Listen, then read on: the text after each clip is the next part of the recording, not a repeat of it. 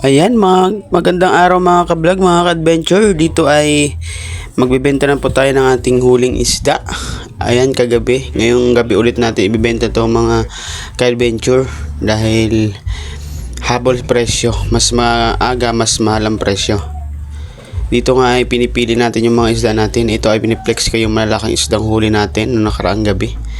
Ayan, thank you Lord. Maraming salamat sa Panginoon sa biyaya niya. Ito naman ay meron tayong 2 pirasong lobster dyan. Dito naman mga ka-adventure, ibibenta rin natin yan. Kailangan buhay. Kaya ang ginawa namin, binabad namin yan or nilagay sa tubig ng dagat para mabuhay yung lobster. Mahal kasi ang presyo pag buhay na yung lobster.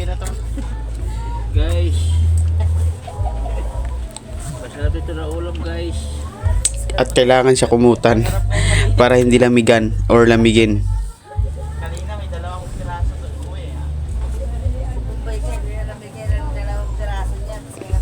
Dito nga mga ka-adventure ay tulong-tulong kami sa pag-asikaso para makapunta dun sa bulungan or bintahan ng isda. Ang oras nga pala nito ay mga 10:30 ng gabi.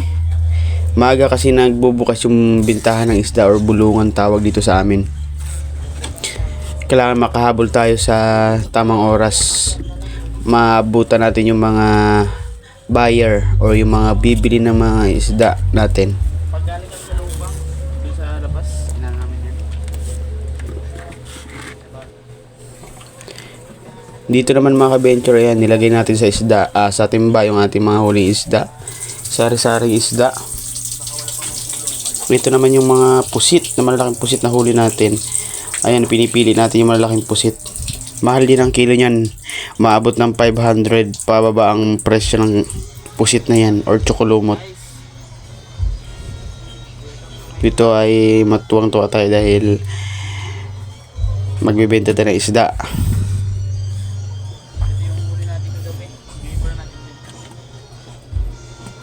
Marami tayong huli dyan, hindi lang pusit. Meron tayong sari-sari mga isda, mga danggit.